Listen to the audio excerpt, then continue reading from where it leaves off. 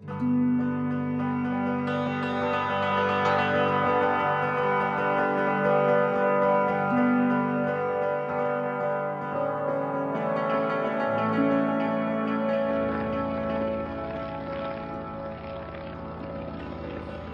pri sledovaní seriálu 360 stupňových leteckých videomáp regiónu Stará Ľubovňa a okolie. V prvej časti otvárame jeho poznávanie letom okolo Starej Ľubovne a obcí ležiacich južne od nej. Starú Ľubovňu vidíme pred nami. Letíme k nej zo západnej strany.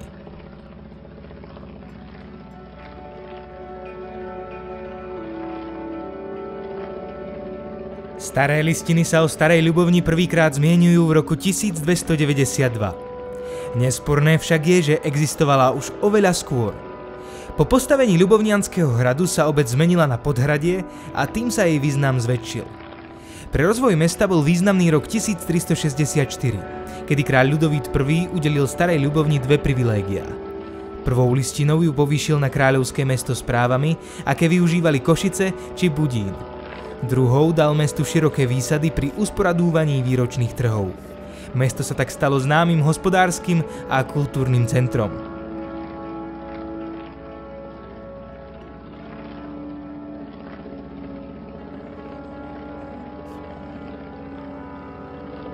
Priamo pred nami vidíme už spomínaný Ľubovniansky hrad. Jeho strategická poloha na kopci ho predurčila stať sa jedným z najvýznamnejších hradov na našom území. Na ľavej strane ho spolu s historickými dedinkami v podhradí vidíme v plnej paráde. V stredovekom vojenskom tábore či v Skanzene, múzeu Zamagurskej dediny, spoznáte, ako vyzerali radosti a strasti života v minulosti.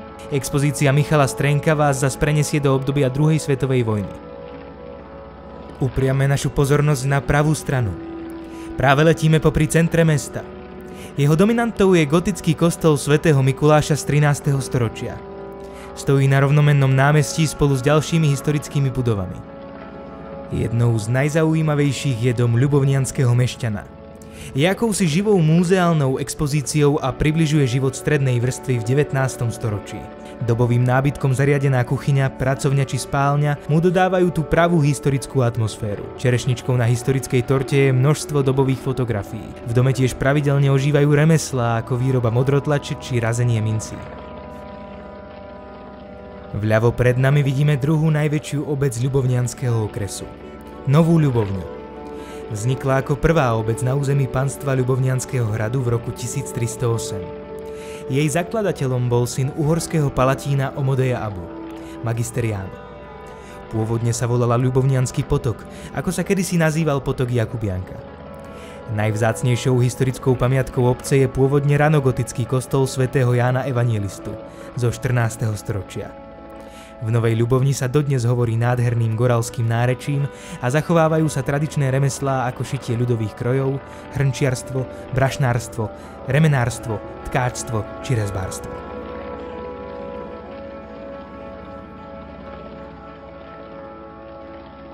Ako môžeme vidieť okolo nás, Nová Ľubovňa leží v malebnom prostredí ideálnom na relax v prírode. Letnú a zimnú turistiku, cykloturistiku či bežecké lyžovanie.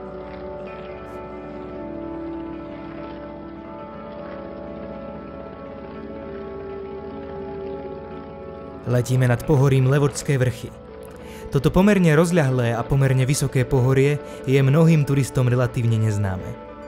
Do roku 2010 totiž veľkú časť pohoria zaberal vojenský výcvikový priestor Javorina a bežná turistická noha sem 10 ročia nevkročila. Výnimkou bola len časť Kolačkovský chrbát po našej pravej strane. Je tu vyznačených niekoľko turistických a cykloturistických trás. Najvyšším vrchom tejto časti je vrch Kotník, ktorý vidíme vpravo pred nami. Ľahko ho spoznáme aj podľa vyše 70 metrov vysokého vysielača. Pod nami sa rozlieha obec Kolačkov. Ku vzniku názvu obce sa tradujú tri verzie. Podľa prvej je pomenovaná podľa grófa Samuela Kolačkovského, ktorý je údajne pochovaný pod tunajším kostolom. Podľa druhej, kov predstavoval tvrdú neúrodnú pôdu, ktorú obrábali obyvatelia, aby si mohli upiecť koláč. Tretia verzia hovorí o obrábaní kovov, ktorým si miestni zarábali na koláč. Je len na nás, ku ktorej sa prikloníme.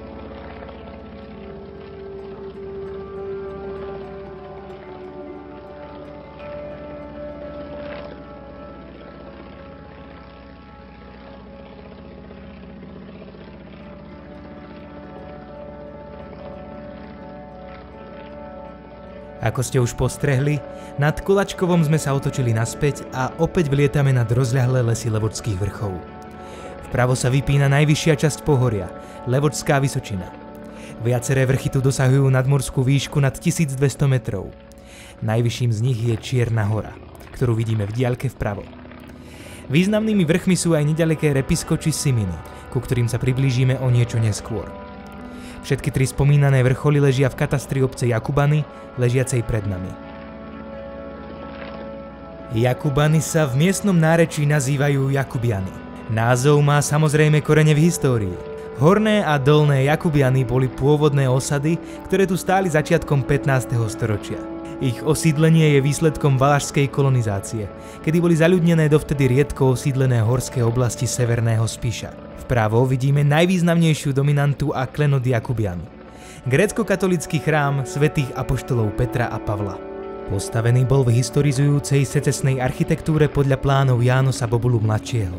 V obci tiež stojí klasicistická Probstnerova kúria a vpravo 2 km južne od obce stojí vysoká pec. Pamiatka na doby spracovania železnej rudy z 18. a 19. storočia.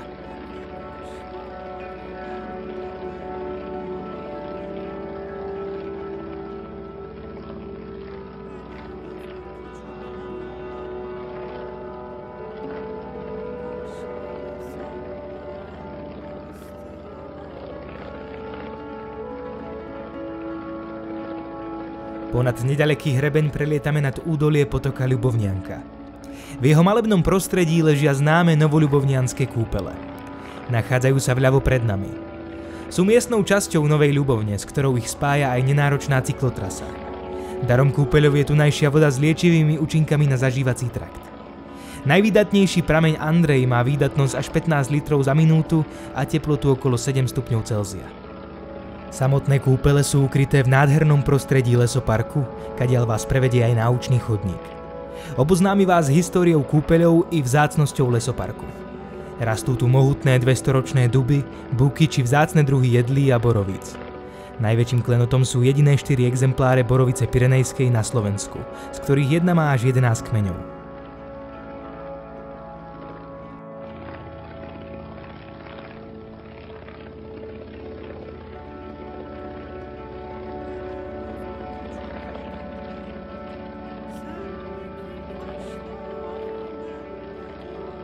Letíme ďalej na východ a dostávame sa nad historický región Šariš.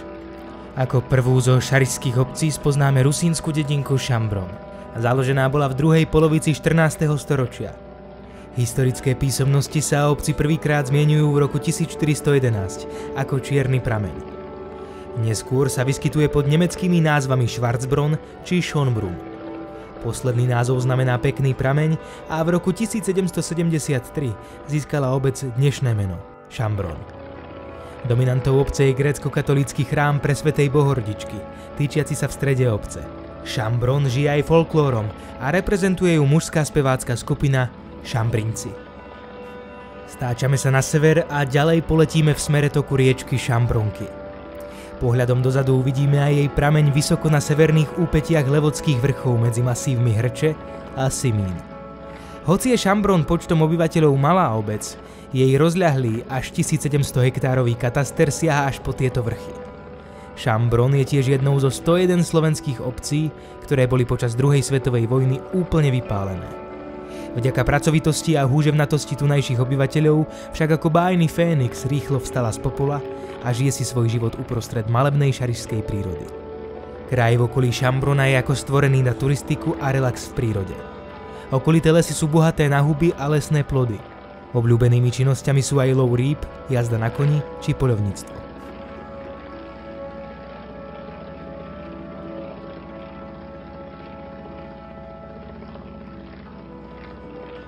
Husté zmiešané lesy s prevahou smreka nás zaviedli do blízkosti obcí Hromož a Plavnica, ktoré vidíme pred nami. Hromož na pravej strane a Plavnica priamo vpred. Dostávame sa bližšie do hlavného údolia rieky Poprad a husté lesy už oveľa častejšie striedajú lúky a pasienky. Práve lúky a pasienky boli kedysi popri práci v lese či na poli hlavnou obživou miestnych obyvateľov. Na pastierstvo, chov dobytka a oviec nadväzovalo spracovanie koží, garbiarstvo a kožušníctvo. S prácou s drevom súviselo kolárstvo či stolárstvo. Tieto remeslá sú v okolitých obciach dokladané dodnes. Pred nami pod ľavým krídlom vidíme druhý koniec údolia potoka Ľubovňanka. Ak je vám tento názov známy, môže za to aj rovnomenná minerálna voda, ktorá sa plní práve tu.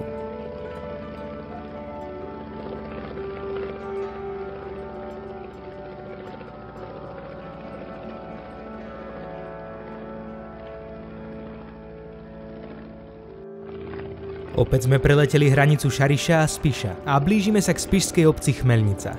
Vidíme ju pred nami na pravej strane. Obec bola založená nemeckými osadníkmi v roku 1315.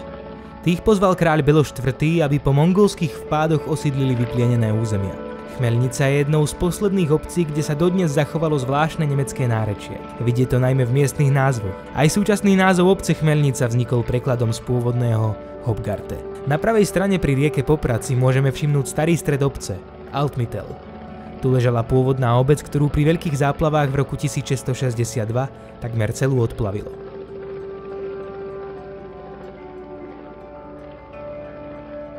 Preletom ponad obec so silnými nemeckými koreňmi prvú epizódu poznávania krás okolia Starej Ľubovne končíme. V ďalšej časti seriálu 360 stupňových leteckých videomáp sa vrátime k šarišským obciam a preletíme až na úpätie pohoria Čergov.